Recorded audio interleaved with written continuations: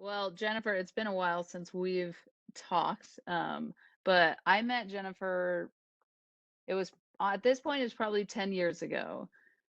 Your in-laws Oh held yeah. a they would hold like this relationship Marriage. course, Yeah, marriage, yeah. Yeah. yes. It was on Sundays. They were like the cutest couple ever.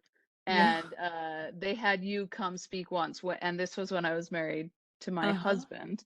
Um, so that's how I got introduced to Jennifer, and we all feel really lucky to be able to have you here today. I don't know, I feel like a lot of times you talk in a context of heterosexual relationships, which is a common theme, but this is like a very diverse group of people, a lot of people in different circumstances. So I don't know Yes. that I've ever heard you speak to like a queer audience.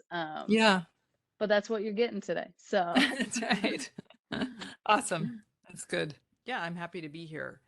and Um, I yeah, think the go ahead. things that you teach about relationships are, important Yeah. across the board. And I've, Yeah. I benefited from the things you've said in my past relationship, but also in my current relationship to my Yeah. wife. So I That's think right. that I don't think it's the things you teach are just It's for not that heteros. diverse. Exactly. I mean, humans are humans and couples do couples things. I'm not saying Yes. that they're precisely the same. I think one of the challenges that a lot of heterosexual couples deal with is a lot of traditional messages about how marriage should be.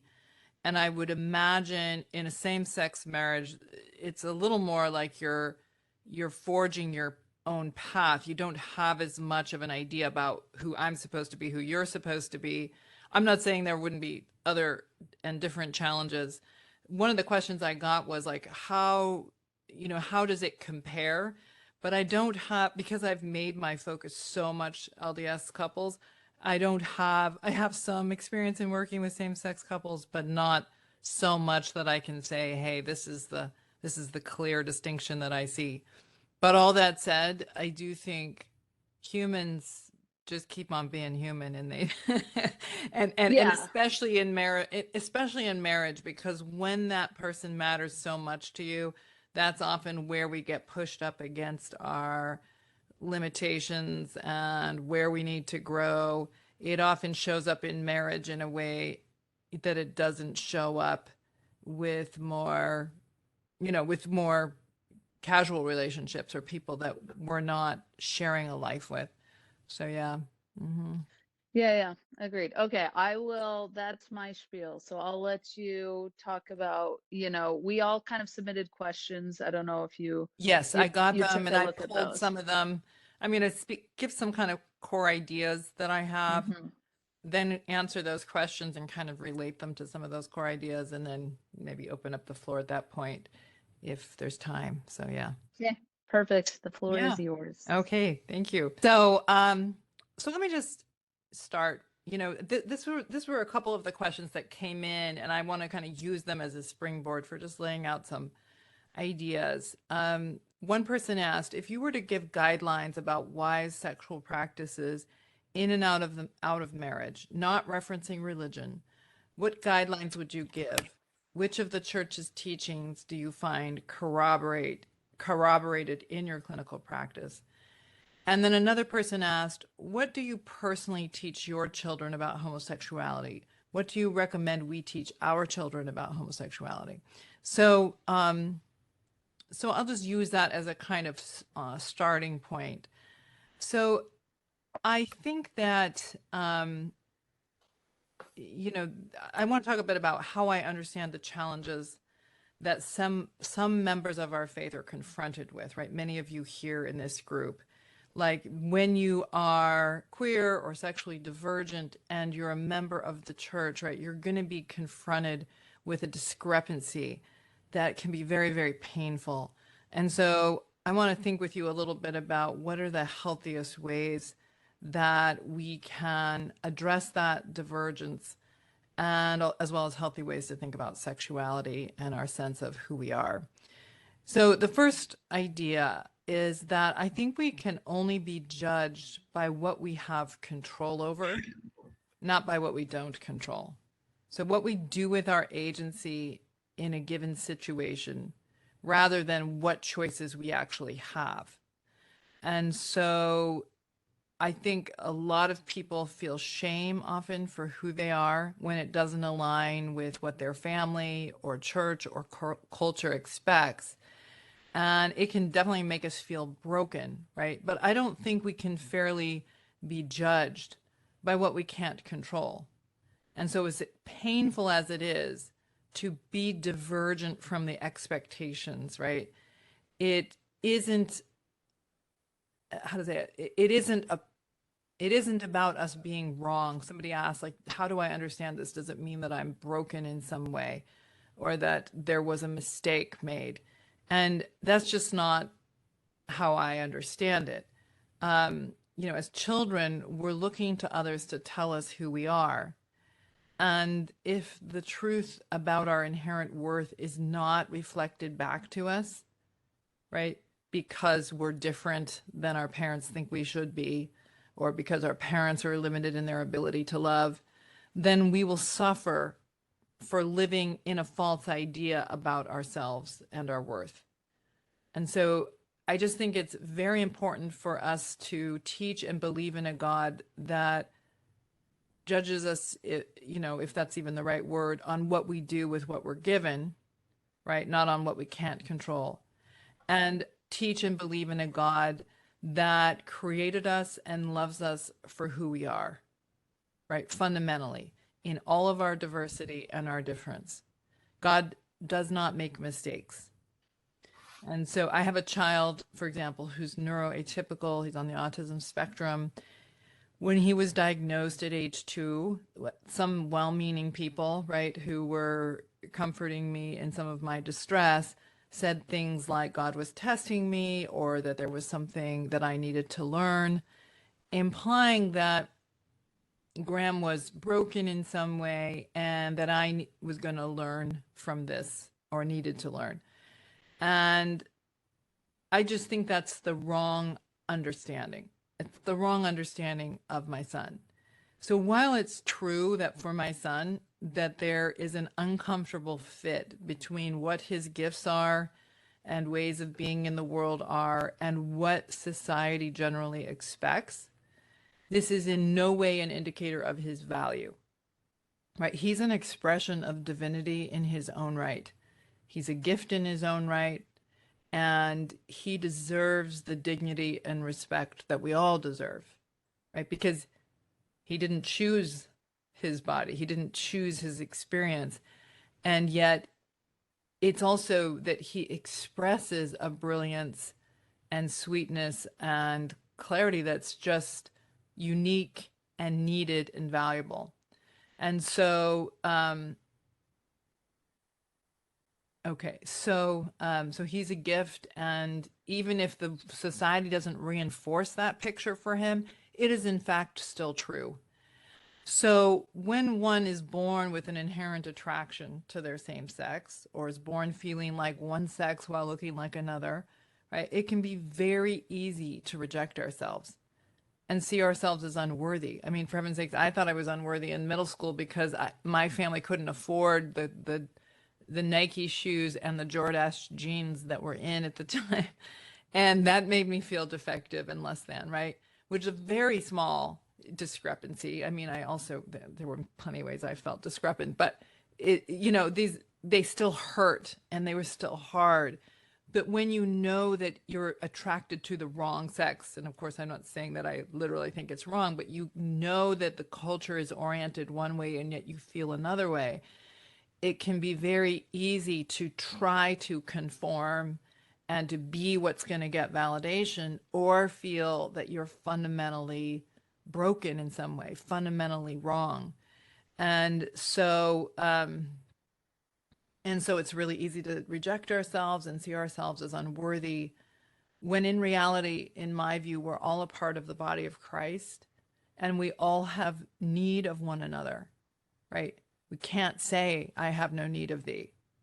So I think really fundamentally is this understanding is that we all belong to each other and we're all human together and we're all far more alike than we are dissimilar. And we suffer when we don't live in the truth of that, when we don't relate to one another as fundamentally belonging and don't see ourselves as fundamentally belonging, in part because we're living in a non-truth. And it's a truth that causes, it's a non-truth that causes suffering. So that's the first idea, is that we're not judged for being divergent. It's a part of how it is. God doesn't make mistakes, and we all belong. We all are an expression of divinity, and to understand that is a foundational idea that it's easier to talk about than to really feel in our lives, right? But the more we can believe in that and lean into that, the better we all do, not just members of the LGBTQ community, but all of us, because we aren't divided. We're not a house divided. We're not trying to reject what scares us, but growing through that diversity, learning through that diversity, right? You know, my son in his neurodiversity would often see things, understand things, and feel things in a way that was different than the group, but were often perceptive, on point, and deeply true. And, you know, even though he's coming at it from a different perspective, his point of view, his way of being in the world is valuable and needed and a part of the collective well-being. So the second idea is that all of us as human beings are managing a tension between who we are and what our group expects of us, right? On some level. And so very few of us fit really readily into what society values and who we actually are. But for people that are queer or sexually divergent in some way, they're having to manage that divergence at a much bigger level and in a very painful level. Society and church is always going to ask things of us, right? Always going to ask us to manage sexuality impulses, behave in ways that the society will reinforce. But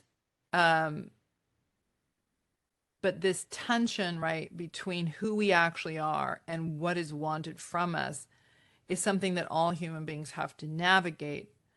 When that is really large, then of course it gets more painful and there's more pressure on us, and it makes it scary to live honestly, right?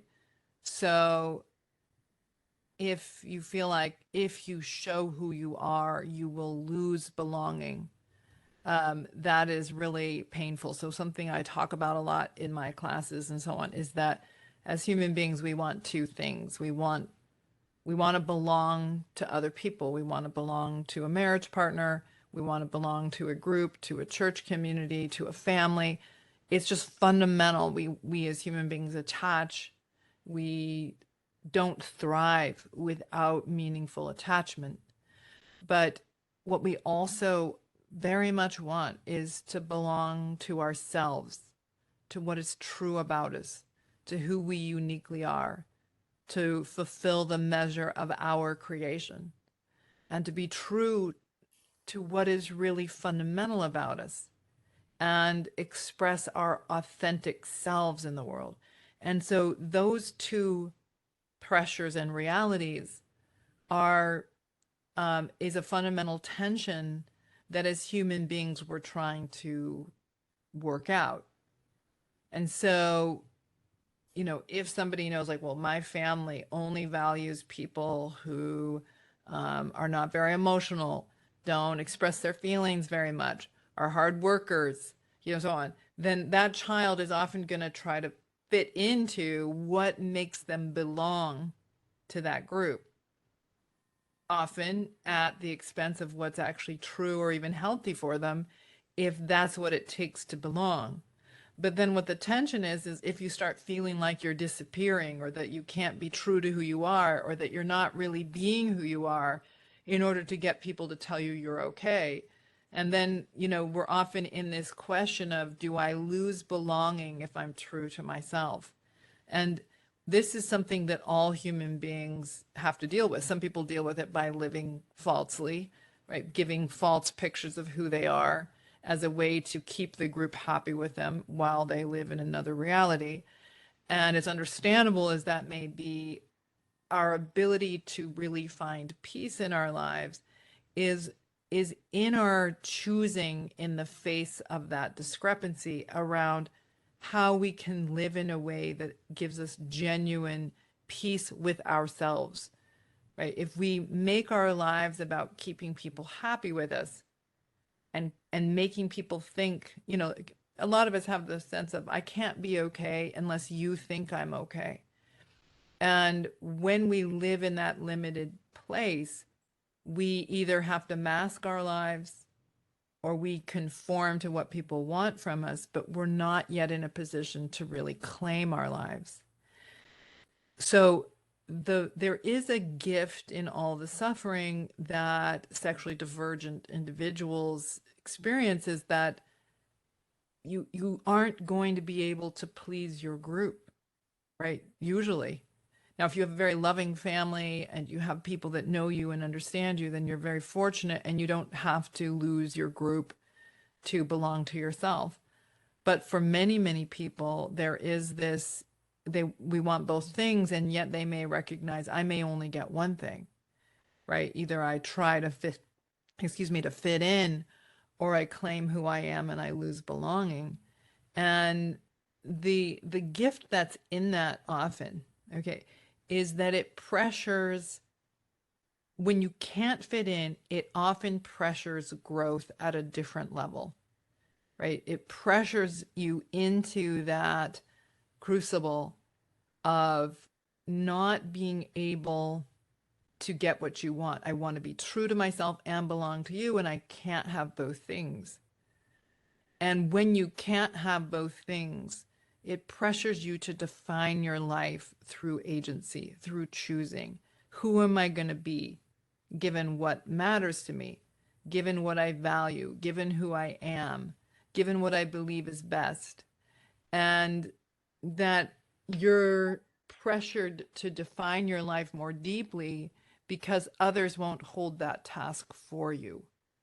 Now, I'm not saying, oh, this just goes great and this is perfect, of course, but it is the silver lining often, and probably some of you here can relate to this, is that it pushes you to give up the task of getting people to be happy with you in the same way earlier than others who can get it more readily.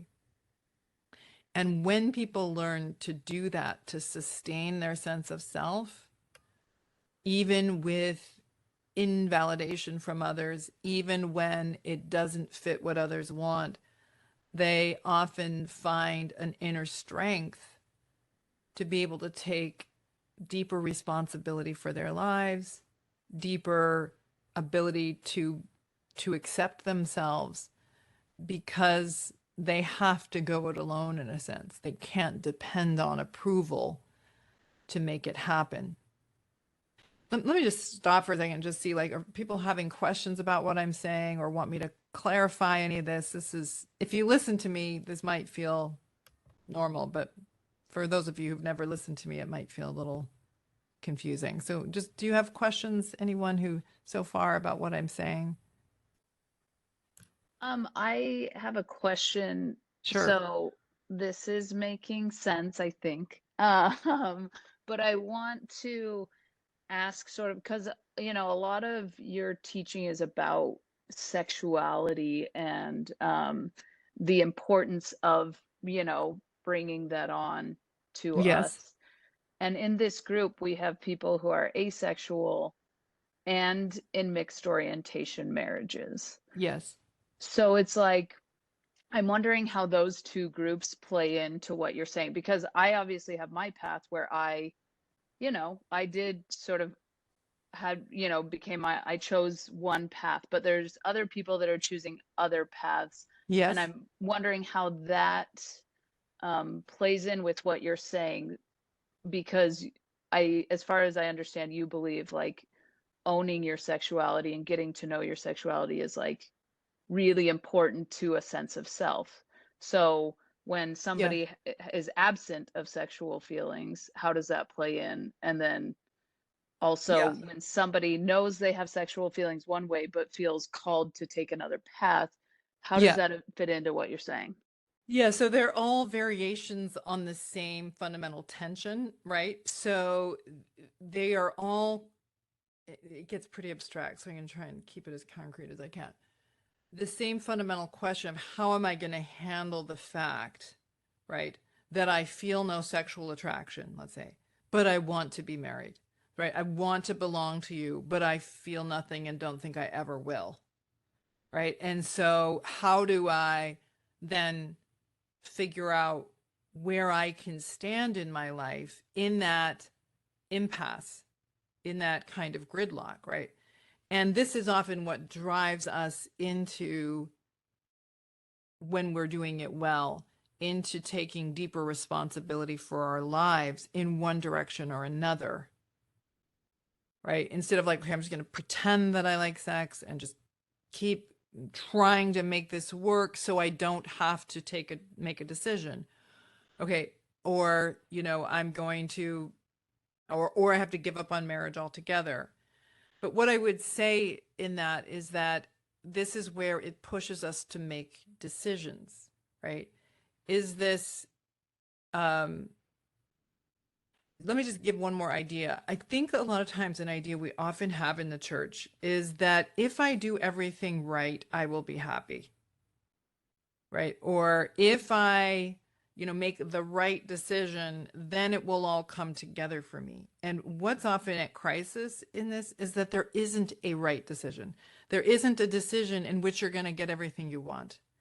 And that's its own crisis. I mean, like, it's kind of like, wait, you mean I have to live in a deeply flawed world and tolerate and grieve that I can't have everything I want? So in a lot of my work with people, it's pushing them up against their impasses. It's helping them see you want two things that go against each other. You can't have both, right? And it's not because I'm making the rules, because if I were, I'd say everybody gets everything. Okay. Anyway, but but given that you can't do it, you have to decide, right? You don't have to decide. A lot of people don't, and they resent that they can't have everything they want. But the people that grow into a place of peace decide, what am I willing to lose? Right. And so I'm sure as you made choices, there were losses with those choices. There were also gains, and gains that mattered to you. But there were also losses and disorientation and disorganization. And yet it's in asserting a choice that we define ourselves. So, for example, if someone is asexual, right, the thing that's going to help them move their lives forward is to tolerate, like, I I can't get everything I want. I have two choices that feel like they go against each other. One is I can be in a marriage with a partner that I care about who wants to have sex and, figure out how I'm going to navigate that. Or I can be unmarried, right? And not be sexual. Or there's another option, which is, truly negotiate with that person. Like, I want to be married, but I don't want to ever have sex. And if the other person is okay with that, I mean, then I think you can live in that reality. But it does push you to claim which losses you're going to best tolerate. That's really so much of life, is which losses can I, with the most integrity, handle? Oh, I think this is what I was going to say. And I think that this is pushed upon divergent people, divergent from the norms, much, much more than somebody who can kind of fit within the norms. They don't have to define themselves in the same way. This is what I was going to say.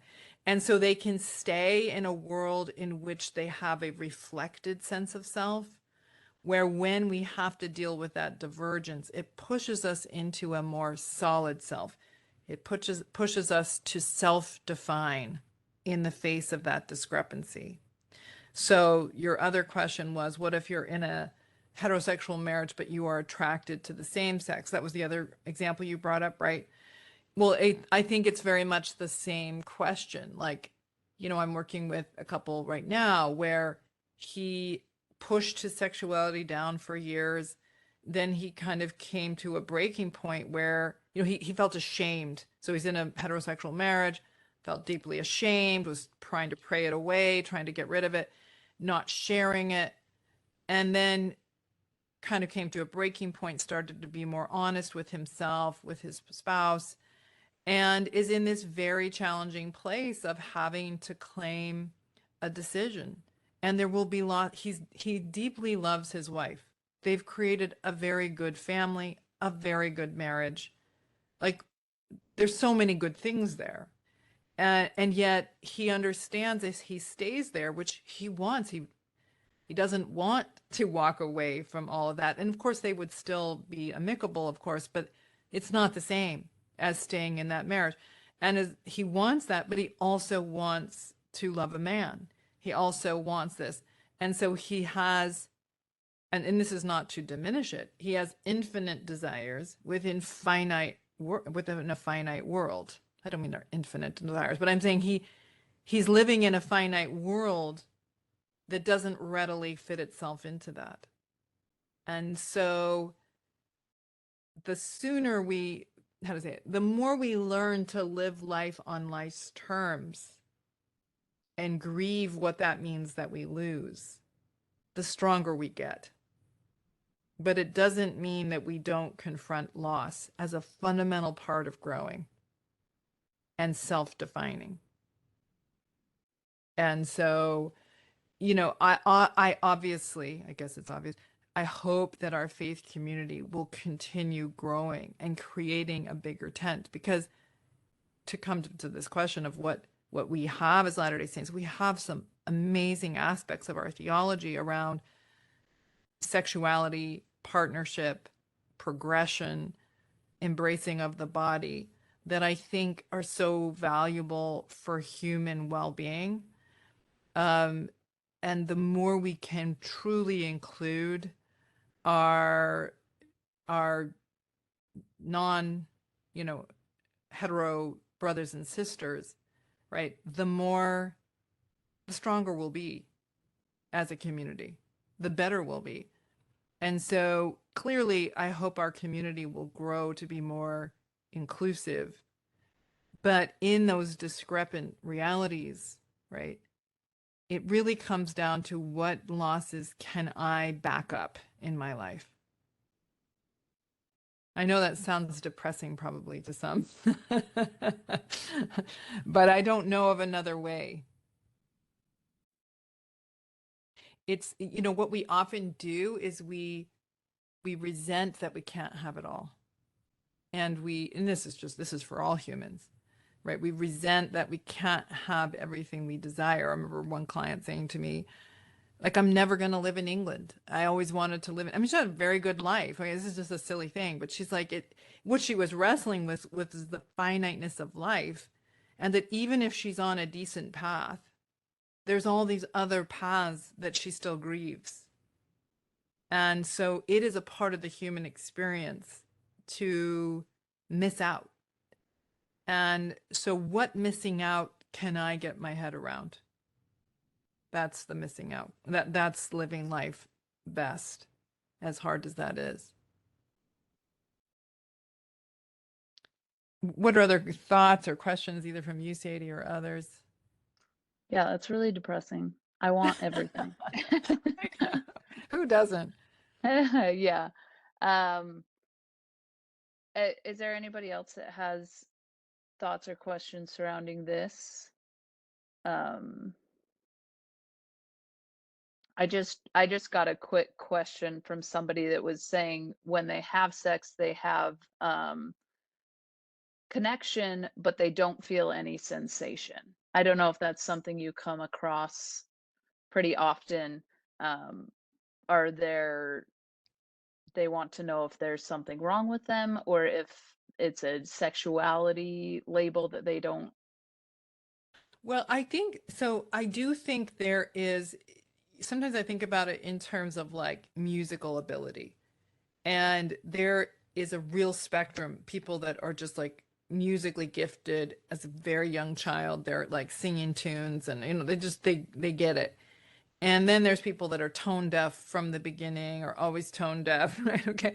And almost all human beings are capable of growing in their musicality, even if they're starting at very, very different places. And there is a very small percentage of people who have amusia, and they literally are incapable of any musical development, right? That is to say, their brain does not make it possible.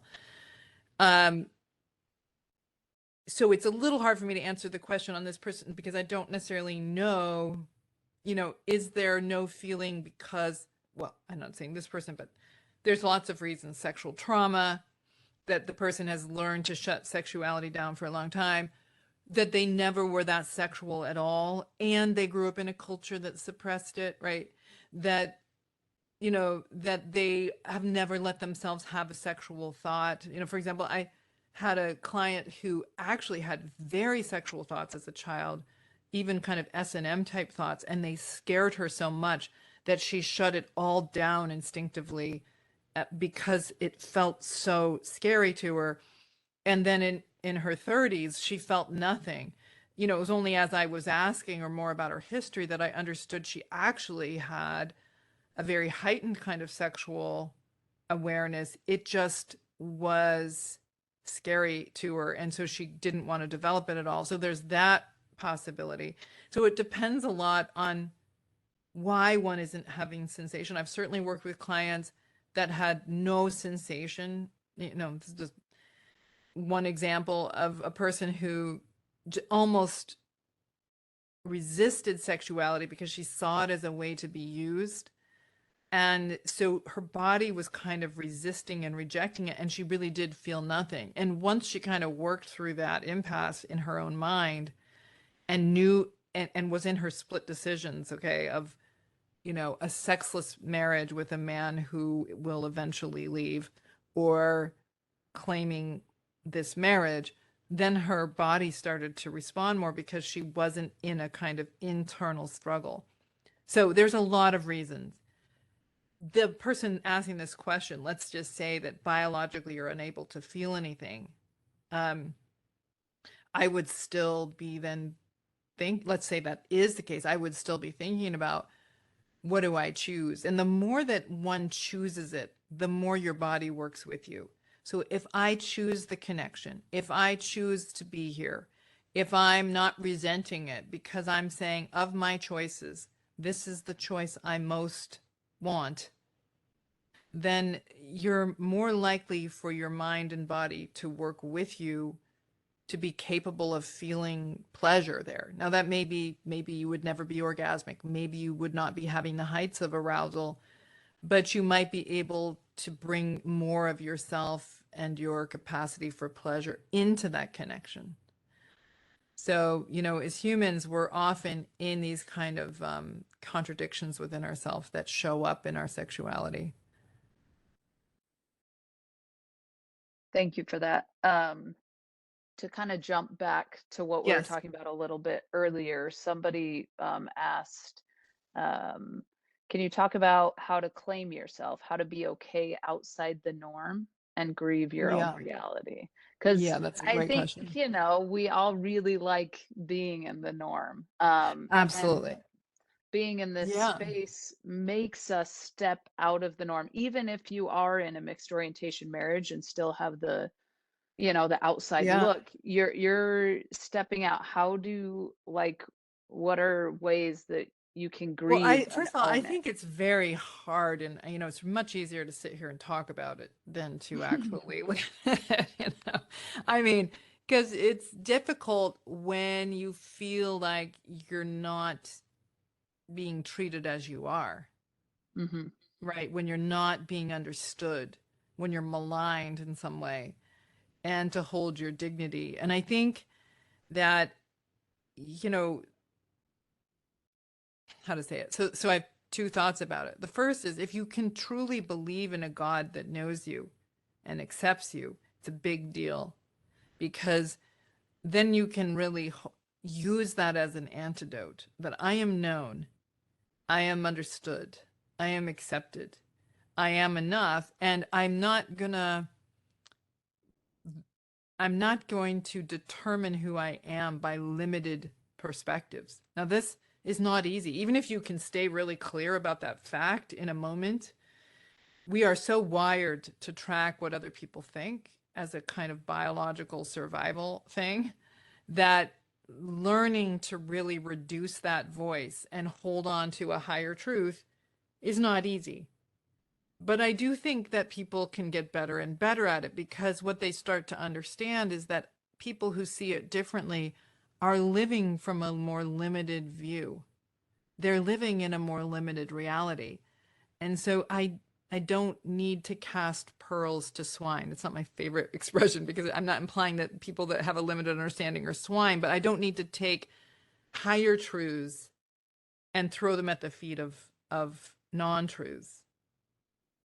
And so being able to hold on to what is true is difficult when you are living in a limited world, because it doesn't get validated readily. But that's why I think we value spiritual practices like prayer and meditation and self-reflection, because it helps to bring our minds to the higher truths.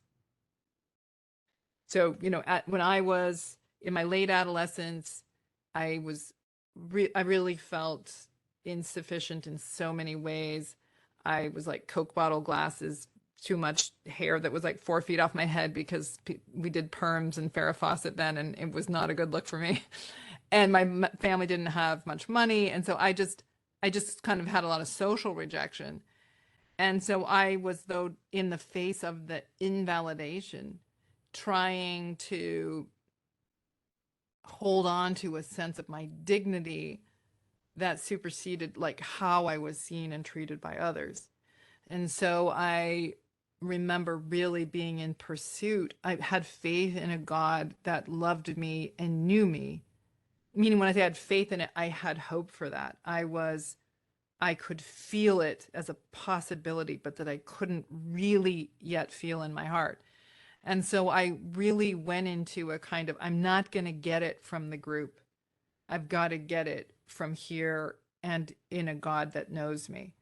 And so what I did during that period was really pursue a feeling of connection to divinity, to a bigger view of me than I had. And it was fleeting. I could sometimes get that view. Other times I just couldn't. It wasn't there for me. But what I stayed in that pursuit, and I also, created an idea for myself of how I really wanted to see myself, right? That I am a worthy human being, that I matter, that and how I was going to treat myself. And so I drew up a kind of a vision of a picture of the kind of person I wanted to become, the kind of person that I personally would feel good about. And and I wrote that up, and I referenced that every single day, often morning and night, right? Thinking about and reflecting on this kind of higher self, this higher understanding. And it was a really important antidote for me for all the invalidation that I would get. And often feeling not understood, not really accepted for the weird kid that I often was, actually. And but it did really help to have that sort of check-in and belief in a God that knew and loved me. And so I think we need that. The other thing I would say is looking for people that know you, that see you properly, right? Being in relationship with people who get you and love you, because they're reflecting that divine understanding back to you. And it helps tremendously. With all the misunderstanding that you may get from others, right? They can't change who you are. And to be reminded by the people who know and care for you, the strong ones that are able to see through all the crap, be there, because then you can feel the truth of who you are in their presence, and makes it easier for you to access it. So, yeah. I'm wondering a little bit with so you're talking about this higher connection kind of with God and yourself. How do you maintain relationships where I feel like I have been on my own journey and gotten in my own place, and the God that I believe in feels so different than the God that I felt like I was Yeah. taught growing up. Yep.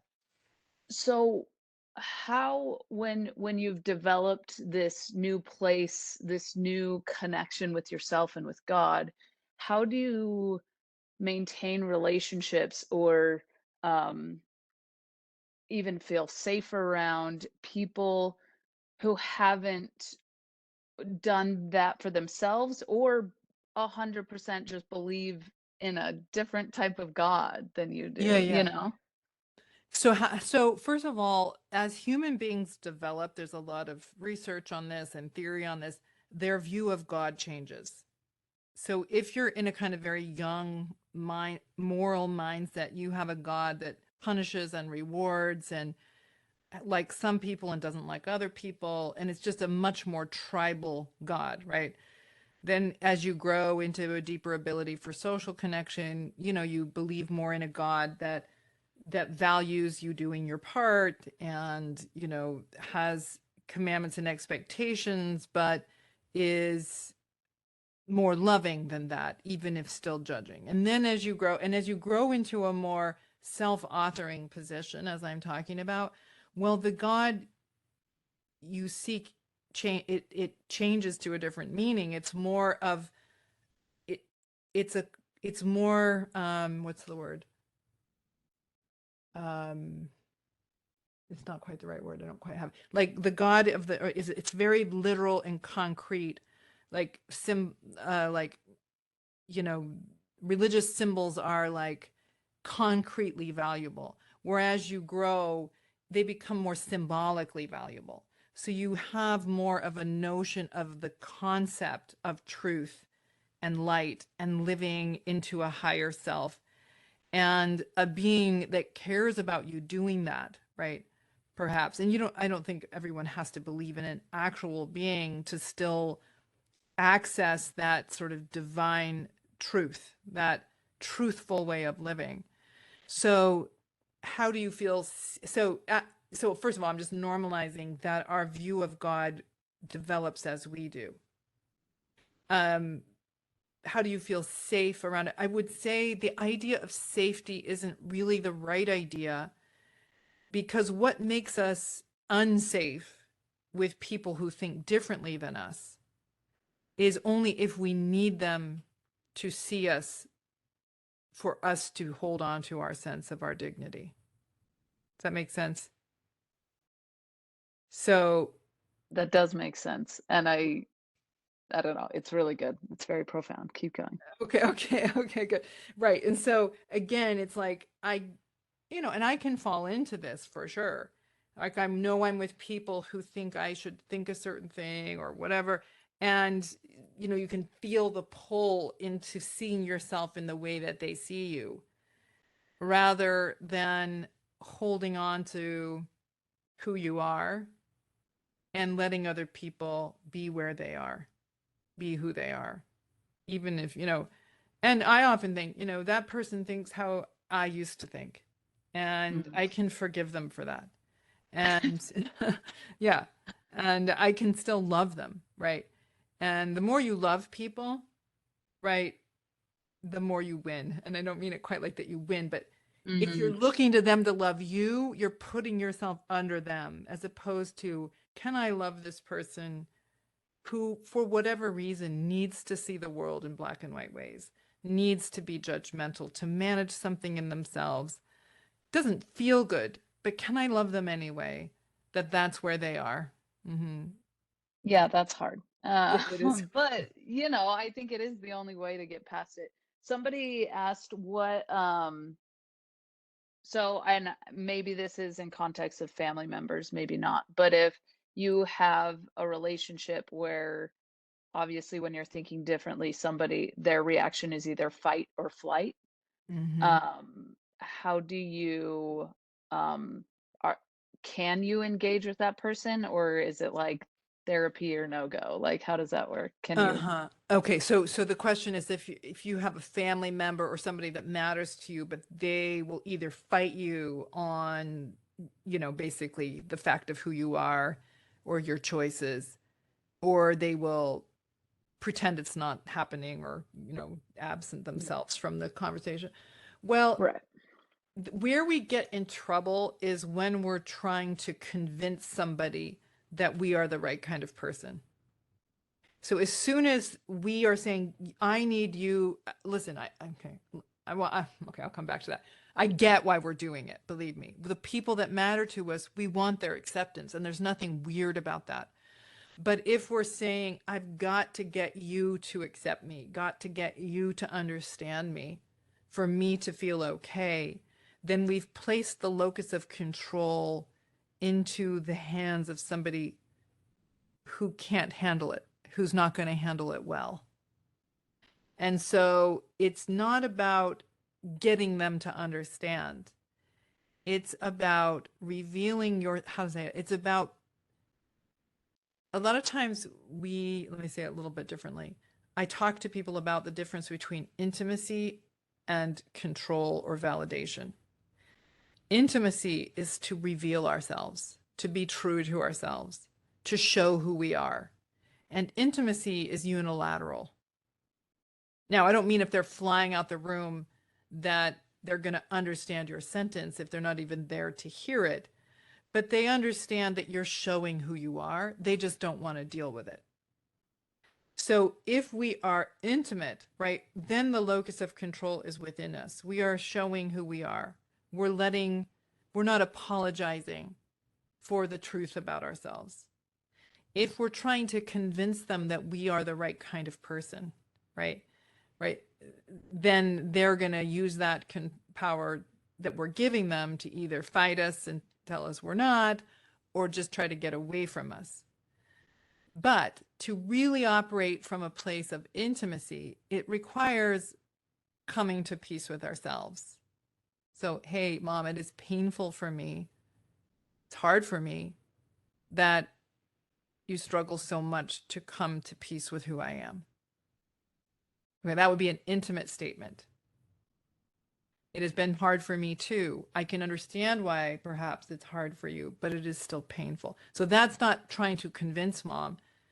That's showing yourself to mom. And it's much more productive, but also it keeps the control where it belongs within you to hold your dignity. Mm-hmm. Yeah, I like that. And I think it does depend on the person because, yeah, you can keep the control, but if that person, Right. So if that person won't, right, and they're just there to make, to be abusive or, then I've worked with clients where it really was the healthiest thing to stop the pursuit, to really be thoughtful about how much engagement or time they spent with that person, right?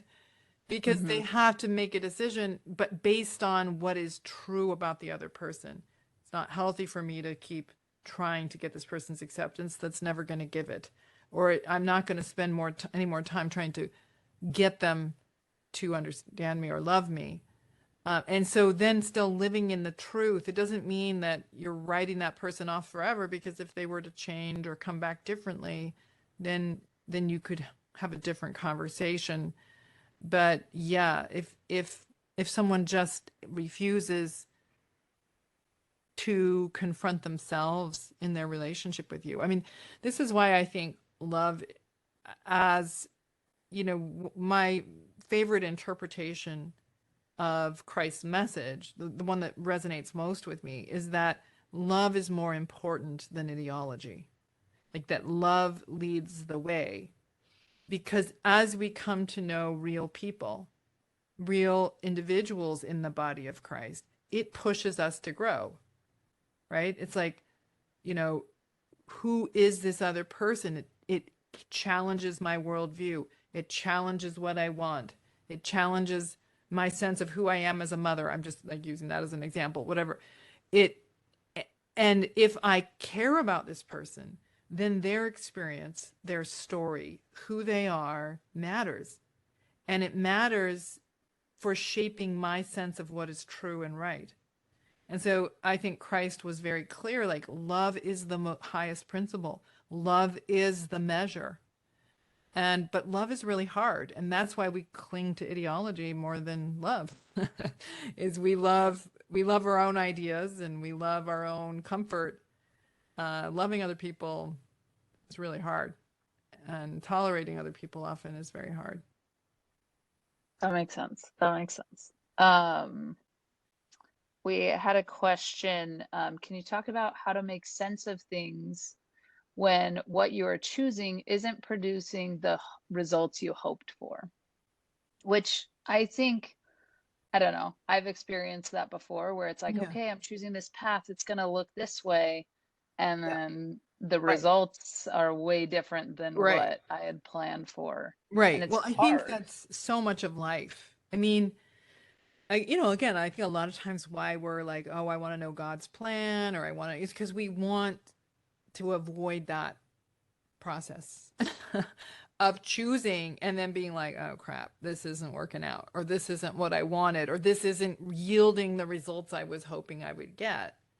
But that is so much of what it is to be an agent in the world, is that we're going to go and make the best decision we can with the choices in front of us. And then as we walk down that path, we start to see things differently. We understand ourselves differently. We understand our relationship differently. Something becomes more evident. I think I've worked with people where they chose a heterosexual marriage because they thought this will work. We can do this. This isn't going to matter. Sexuality is not going to matter that much to me. It's going to be fine. And then they start walking down that path, and then they start perhaps not for everybody, of course, some people may walk down that path and stay at peace with that. But others may feel like, wait, this isn't yielding what I thought. And here I am now, and I have a child. And now what do I do? Right. So it's often what am I learning from that choice? What is being revealed to me about what is true, about who I am, about my circumstances, and what is my choice at this point? We love the idea of, oh, I learned that now I wish I can go back and now choose differently. We never can. We can only go forward, which is a hard thing about life. But given what I'm learning, what do I choose now? Can I ask a question? Sure.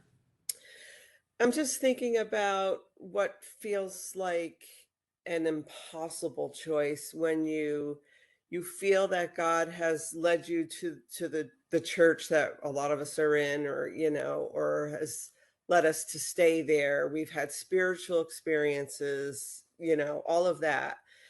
But on the other hand, the church seems really wrong to us in how they're approaching, the whole sexually divergent community, Yes. making them feel less than. Yeah. And this feels like an impossible choice to go one way or to say, well, I'm just going to leave the church because of the way they're treating this or handling this. And Yeah. I feel like there are a lot of people in that position who are feeling this pain because they feel like they cannot it feels like an Yes. impossible choice. Yeah, no, I appreciate what you're saying. Right, because of belief and belonging, and then but it's so deeply disappointing me, or is so bad for me, that how do I find it? And I mean, I'm not here to say, oh, it's so you just have to do this, or you don't. I think it does feel often very impossible, because again, we want to belong to our group, and we want to belong to the truth of who we are. And it's true, the healthier we become as a society, as a church community, as families get stronger, they get more able to accommodate more diversity. That's really the defining reality of how healthy a system is. But I don't know if I have great choice. So one thing I would say about, like, what do I do if I've had these spiritual experiences, right, that have led me there? Well, one of the things, so this is something someone asked, what do I say to my children? Something that we always said to our kids was that, when people say the church is true, what they're saying is, this is, I feel true things here, that I feel truth in this experience. But that we're only as true as we behave, is what I would say to my kids, right? We're only as true as we are walking in divine truth. We can't just sort of get the stamp and say we're done. And so I've said to my kids, you will always, whenever you belong to any group, whether it's a church or a marriage or anything, there's always going to be a divergence between what the group wants and thinks and who you are. And to be, and so it means recognizing that there's fundamental flaws as the normative reality. And then who am I going to be in the face of those flaws? So one of the things you're talking about is, wait a minute, how can it both be true and not true? Like, how can I have, I'm not sure if that's quite what you're saying, but I've had these experiences that have led me here. Is that the idea? But then how do I stay? Well, and also just for instance, you feel like if you want to be true to yourself, you can no longer attend the temple, but you feel a deep spiritual longing that that's important also, and that, Mm, and that's where what you want to do. I don't know. I just like, mhm. Let me just think about that. I think too, I don't know, because that's obvious. I've been through Yeah. the same thing, and it's like, um, what Jennifer has said is that these are imperfect systems. So what Yeah. might what God might want you to do is go to the temple, but the church doesn't allow it. And we can't change, or at least right now, we cannot change what the church allows. And Hmm. what lies then is our decisions in the face of that impossibility of Yeah. like, it's like, okay, so what I feel like is God is asking me to do two things that I cannot do, which is also something that we believe he asked Eve, right? Right. She had to choose, and That's it right. came with losses, and it's impossible. It's literally impossible. I hate it. Right. It's true. I do think, so much of the therapy approach that I take is really about dealing with life's impasses.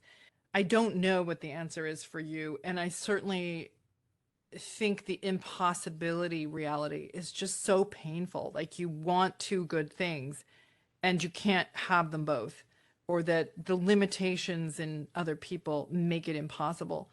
And so I do think it's, a lot of the work that I do is around helping people kind of confront those pain points. And then what am I going to choose and what am I going to grieve? It's really pretty amazing that that's sort of our founding story, is a fundamental impasse. And then the agency to choose was what took someone out of innocence and dependency into capacity as a human being, right? But being innocent wasn't enough. Capacity was it. Yes. That And just blew my mind. There you go.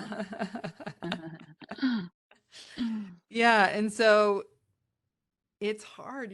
I think one of the things we maybe don't talk about enough, and I don't mean it in the martyr sense, but just how much life asks us to grieve loss. It blows my mind sometimes how much people have to grieve and lose and tolerate. And we have a good friend whose home was in Kharkiv. 4 days into the invasion, her house was bombed out. And, you know, she's like such a good human being. And the grief and the loss of her community, that even if the war ends, she will never have the good thing in her life, that she'll never have the community. I mean, there's been such a diaspora that even if she were to rebuild her home, right, it still would not be the same. It would not be the same people. It wouldn't be the same experience. And life just demands it of her for no good reason, right? Because of evil, because of limitation. And so, how do we find the ability to still, like, she doesn't want the choices she has. None of them are what she wants. What she wants is a perfectly legitimate thing to want. Life doesn't offer it to her. And so, what it means to have faith, in my view, is like, I'm going to keep setting one step in front of the other, despite all the legitimate grief, the legitimate sadness, the legitimate struggle to stay hopeful in the face of so much undeserved adversity. And I think the more that we can, again, it's so easy to talk about it just sitting here, but it's like the more we can kind of tolerate that, that is what life does.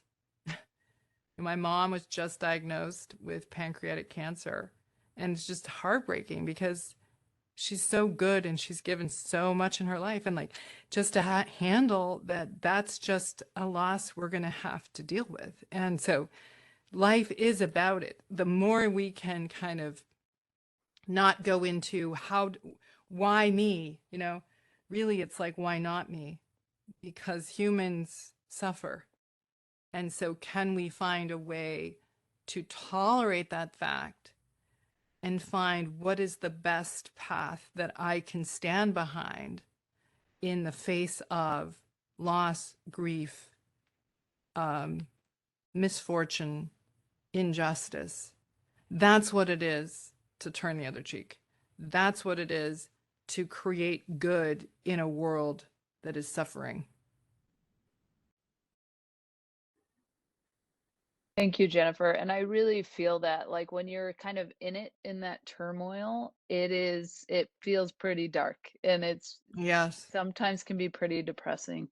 But when you get to that place where you are able to make those decisions and weed through some of those things, there's so much hope and there's so Yes. much love. And Yes. it's really, really beautiful. Yeah. I mean, Um, one of the things that I think it was Carl Jung that said it. I'm sorry, I can't remember which one said it. But, that we grow out of our problems.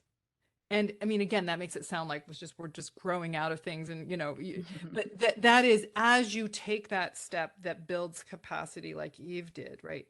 You start to be wiser. You start to see more how the world really is, and you don't get buffeted about so much by lesser ways of thinking. And so, as you get wiser, you start to experience more freedom because you're not dependent in the same way on other people, and you can actually care about people and feel connected to the good in the world as the antidote to the injustice, to the suffering. It's it's very conceptual, but it's also very, very true. And so the more that we take deep responsibility for ourselves in the face of unjust realities, in the face of wanting contradictory possibilities, the more we will grow into our strength, the more we'll find it within us rather than looking for it hopelessly outside of us. that's beautiful. Thank you, Jennifer. We've been here for an hour. We won't take up any more of your time. We really appreciate it on Sunday. I know you probably took time away from your family, so thank you for You're very welcome. giving us your goodness, your words. I got a lot from it. I feel very hopeful and excited. Hopefully, others have as well. Thank you all for coming as well. This was a Thank good you. time. Thank Thanks, you. everybody.